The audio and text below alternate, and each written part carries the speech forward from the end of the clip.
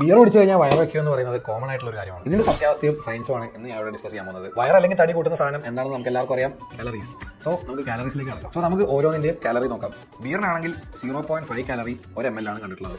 വൈനാണെങ്കിൽ 0.8 മുതൽ 0.9 കാലറി വരെയാണ് 1 ml ഉള്ളത്.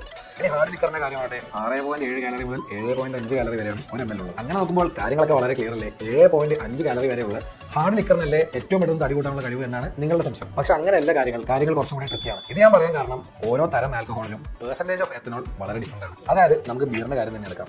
355 ml ആണ് ഒരു സ്റ്റാൻഡേർഡ് ഡ്രിങ്ക്. ഇതിൽ അടങ്ങിയിട്ടുള്ളത് 150 കാലറിയാണ്.